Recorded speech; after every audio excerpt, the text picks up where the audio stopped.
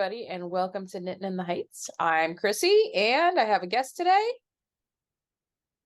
Hey, You want to introduce yourself again, Josh? yes, I'm Josh. I've been knitting for a little over a year and a half. But actually much longer than that if you saw the other episode where Josh joined us. So we thought this would be a great time to catch up with everybody again, since I'm doing Vlogust. And there's only so many video clips of me driving in and out of the Bronx people might want to see. Although, the rerouting for the Yankees game was interesting. Yeah, it's pretty much the same pathway every single time right now. So anywho, we thought we'd share our progress on some of our projects. So Josh, do you want to start? Do you want to show one? Sure. So I finally finished some projects, actually sewed them up and sewed in ends. So that was a big accomplishment. First off were these easy slippers. I kind of did not like the color choice at first, but as soon as I put them on my feet, everything stretched out and looked much more appealing. Right now, they kind of just look like little, I don't know what you want to call them, like teardrop, like almost Yeah. mitts. Can you put Yeah. them on your hand, one of them on your hand, so we can just kind of see how they look if they're stretched out a little? So Cool. here's where the foot actually goes in. And then I think I would next time not do an extra row of decrease before the Kitchener at the end. But yeah, I have a really long second toe, so these are perfect for me.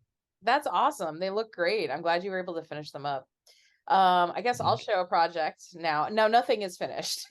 Let me make caveat. Nothing is finished. However, I do have some progress that I've made on some things since I last actually officially had them on. So we'll start with my socks. These are my vanilla socks. They were my Christmas Eve cast on, and they are knit in Dandelion and Dogwoods 25th day skein from the 2021 advent calendar, and the colorway is called Northern Lights.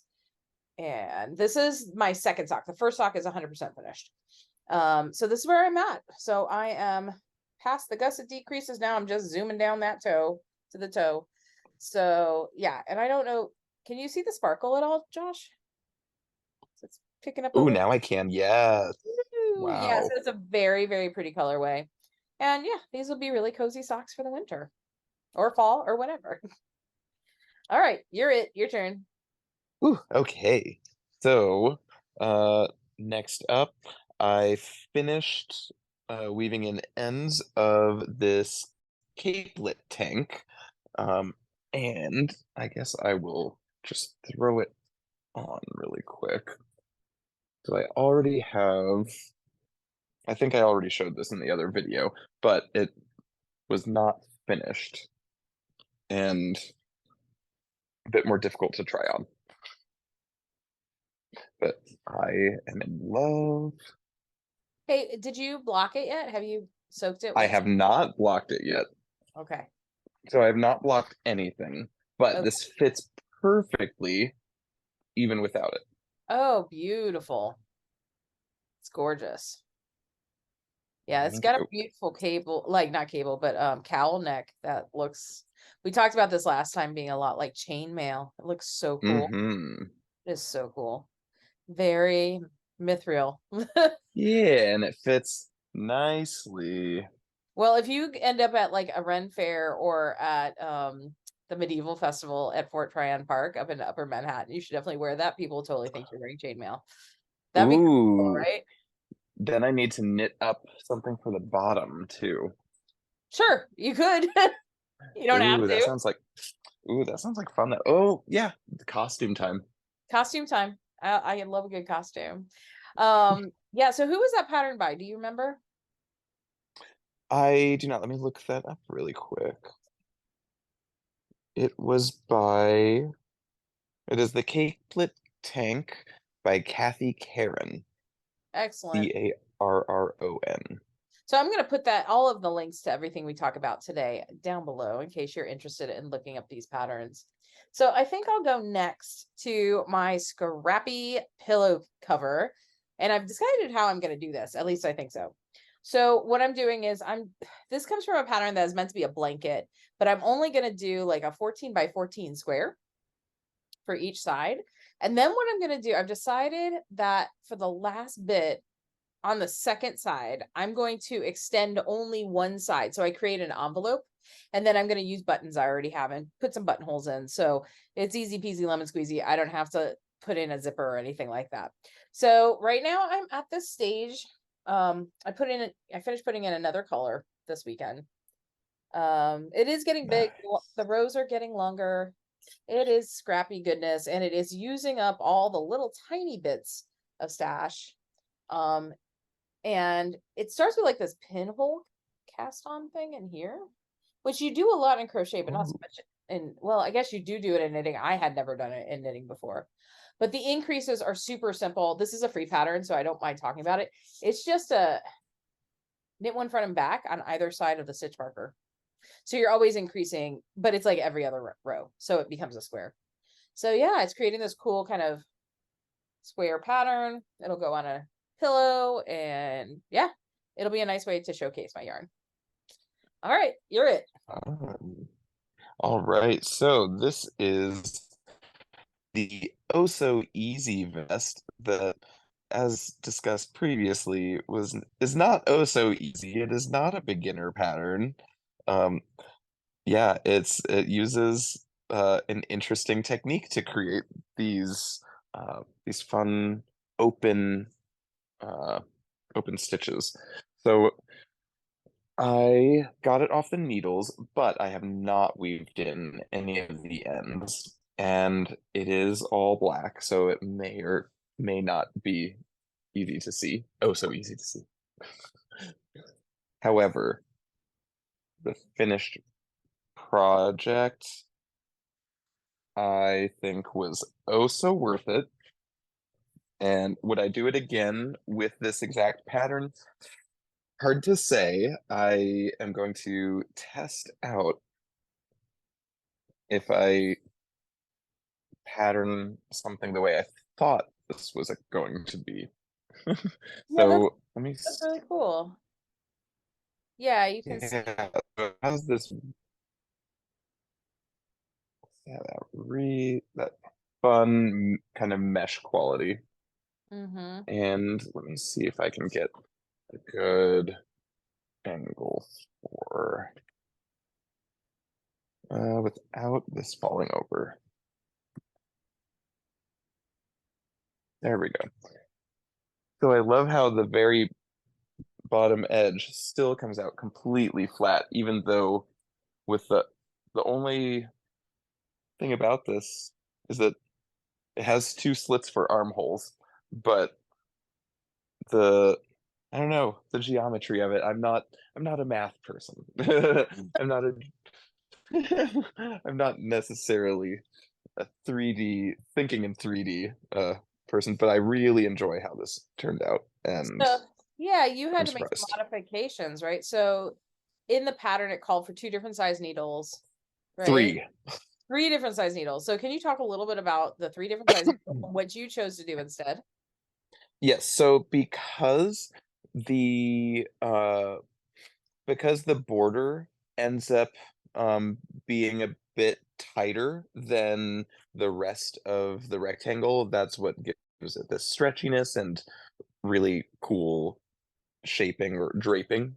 Um, it yeah, the cast on, it said to start on the largest of the three needles, and then for the mesh part of the pattern, basically toggling or alternating between one size needle, or which is smaller than cast on, and then literally one size smaller needle, just back and forth, alternating between those sizes. And I don't have time for that or the patience, so I just stuck with the same size needle. And it, because I think uh I tried a couple different things with the needle sizing, at the beginning, and nothing really seemed worth it, so I just stuck to the one Yeah, size. that makes sense. And we had talked about your cast off that you were planning on doing, and what did you end up going with for your cast off? Yeah, so this is actually not knit top down or bottom up. So knowing that now, I would choose to do the same cast on and or yeah, cast on and bind off. What I did was the Norwegian cast on every time I needed to cast on, including the armholes. And then I did the Icelandic bind off, which I thought were supposed to be like mirroring, uh, and not exactly. It's only noticeable in the armholes, but since no one's comparing this side to this side or this side to this side, it's not really noticeable. Um, and same thing with this edge versus this edge. No one's really looking, so it doesn't matter in the long run. But you know, as someone who created it, Yeah, no, that so makes sense completely. Yeah, so I think we were talking earlier, you might use a cable cast on and cast off kind of thing. Is that what you were thinking? um oh, so I was actually thinking redoing this project, but patterning out the mesh part how I thought this was going to go, and probably and by definitely with less work per row compared to this. Um, so I'm gonna try out doing an I-cord cast on and bind off. Okay, yeah, that makes sense. So that it really does look the same on both sides. That'd be really cool. Yeah. Yeah, and if there needs to be any stretch, it's a little stretchier, I think, than the Icelandic bind off as well. Yeah. So Josh and I were talking about how this had like really no projects other than like had four people that had tried to do it besides you, right? And Had 4 attempts, but no attempts. actual finished projects. Right. And I was looking at the shawl I'm knitting, the Goldenoak shawl by Teasdale. It's actually a beautiful, beautiful shawl. And I'm actually going to look up right now. I think it also only has a few attempts. Um, and sometimes I think what happens is if there's anything weird about a pattern, and I completely understand why people would choose to not go with it, it prohibits people from wanting to try it. So yeah, there are only 13 projects for this one, and I'm looking to see 1, 2, 3, 4, 6, like 8 finished. So, or at least 8 with pictures. There's only 13 attempts at the shawl, and I think sometimes like if there's something weird about like with yours, it was you had to use 2 different needle sizes to create the mesh, and that might be off-putting for some people. For the Nim Teasdale one, I've talked about how the pattern is written where the charts are backwards. It actually caused some problems this weekend, which I'll talk about in a second. But I think it's like little things like that can be off-putting, but sometimes the pattern is beautiful. And if you can get past that, and I think it really takes a more experienced knitter or somebody that can creatively go around some of these challenges or figure some things out for themselves, if you can get past it, you should probably give it a try if you like what you see as the end product. So I guess we'll move on to that. That actually makes sense. It's a good segue. So here's the Goldenoak shawl. So I've been working very hard on this over the weekend. I basically took all of Saturday. All I did was clean and knit. It was beautiful. It was a wonderful and eat, apparently, and watch the Spanish Princess and the White Queen. I finished the White Queen, which is on Stars. So this is where I'm at now. So it's a top-down shawl, and Wow. yeah. So all of the first section, which is mostly stockinette with some fun pops of color. This is the choose your own adventure part of it where you can decide where your garter ridges go. You can decide where these fun pops of color go in. So that's there. And then you go into chart 2, which is our color work section here. And I don't know if you can see it, but it is so cool.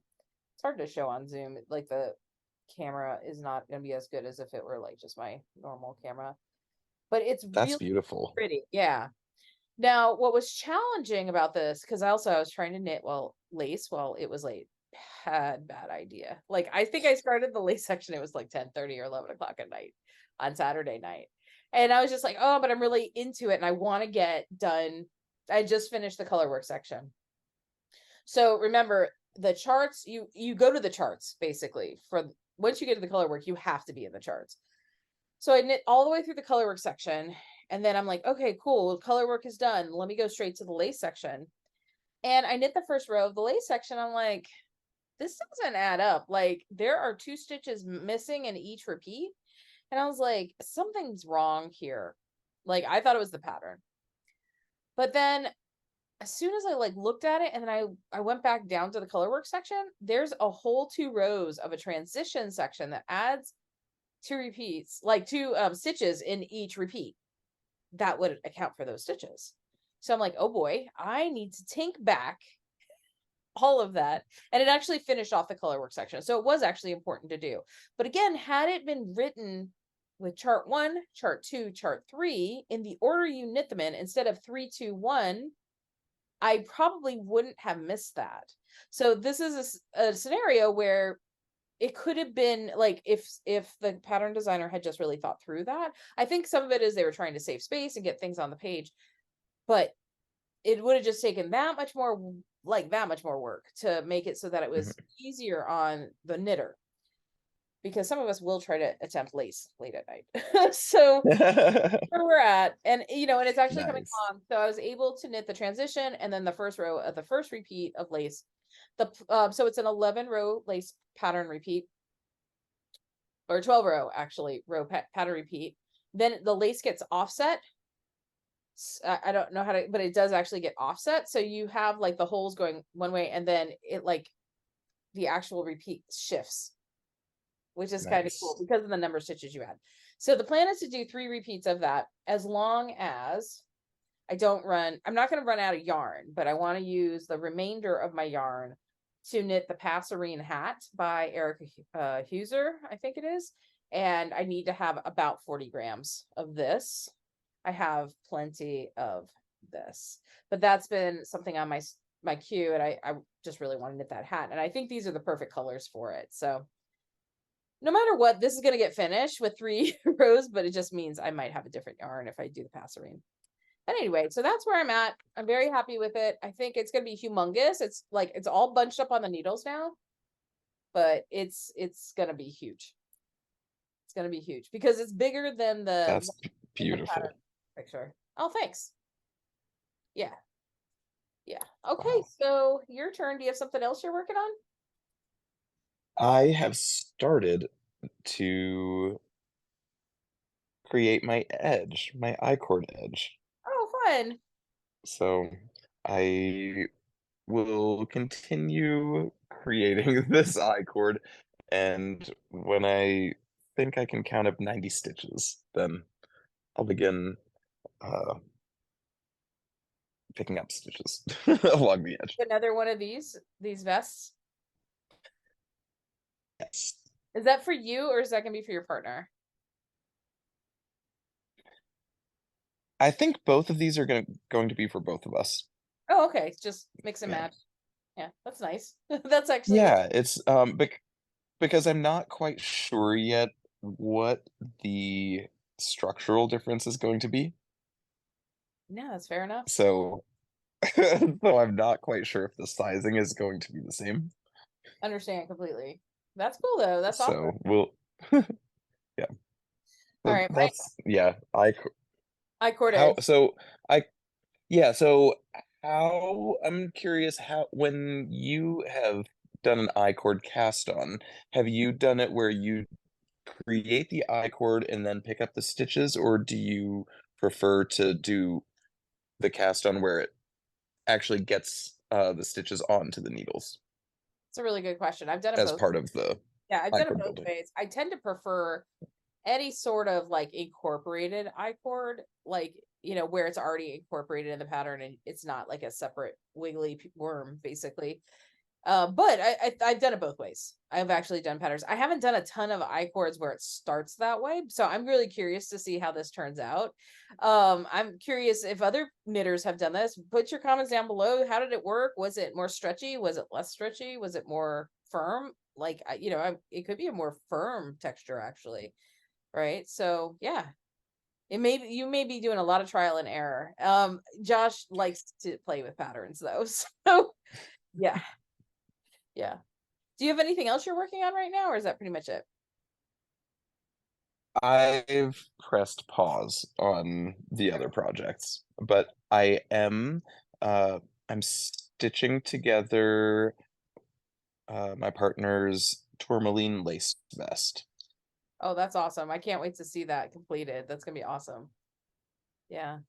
So I guess I should show my So Faded, right? Yes. I've made a lot of progress on this. So first of all, and I'm not gonna stand up, but you can see it's a sweater now. If I was doing the crop version, I'd be close to the end of the number of inches. So let me measure this out, because yeah, this is all I wanted to knit on last night when I started to get tired, because again, I didn't want to mess up any lace. So we are now at 8.5 inches from the under the arms to, oh, I have somebody calling me. I'll talk to her later. Yeah, so 8.5, almost 9 inches actually under the underarm, which is exciting. And I'm definitely in that third color. You can see a lot of pink now. Is it coming out on camera on your end, Josh? Oh, yes. Cool. Gloriously so. And I'm pretty much, except for the bust increases or the raglan increases, I am knitting it to pattern. I did some sort of higgledy-piggledy combo of how to get to my number of stitches, so that it wouldn't be too short or too long of a raglan increase, because I don't want a lot of like baggy under my arms, but I need enough. And if I went with the size below, it would have been too long, and my size I think would have been too short, so I kind of met it in the middle. So they have this double increase thing. So I kind of did half single increases, half double increases. So yeah, I'm really happy with it, and it is my comfort knit right now, much more than anything else. It's just like, oh, I'm watching great historical dramas and knitting this. So yeah, so that's where I'm at. Yeah, the yarn's beautiful. It's fun. Do you have anything else you want to share about knitting, Josh, that's on your plate for the next couple weeks, do you think? Well, I'm looking forward to our project our knit along. Yeah, so am I, actually. And I had so much fun kitting up. Did I show you the yarn? Should I show it again? You should. Okay, so first of all, Marauders map bag, and we've got, it looks like a mess, but 100%. This is a knit picks, 100% silk, and it's in the Innocence colorway. And yeah, it always looks a mess. I don't know. And then the other one is called Nacre. This is from Murky Depths, and the colorway is actually based on Mother of Pearl. So maybe not coming out great on this camera, but there are hints of that baby pink in there, like the inside of a oyster shell, kind of. And yeah, it's really cool. It's gonna stripe, and we're doing it's a Tanis Lavallee pattern. Am I saying the right words? I'm saying the right words. What was the name of the pattern? Do you remember? Trying to I remember. believe it was the rocket tee. Rocket tee. Yeah, so it's a V-shaped striped tee using 2 different yarns. So I'm going to be striping these guys. Yeah, and I need to get a new set of US5 needles. I think I'm going with wood because I've got 100% silk and it will fall off the needles. And the other yarn actually has 20% silk in it. So it's going to be pretty slippery yarn. So using my typical real sharp steel needles, not a great idea. And so what are your thoughts about yarn?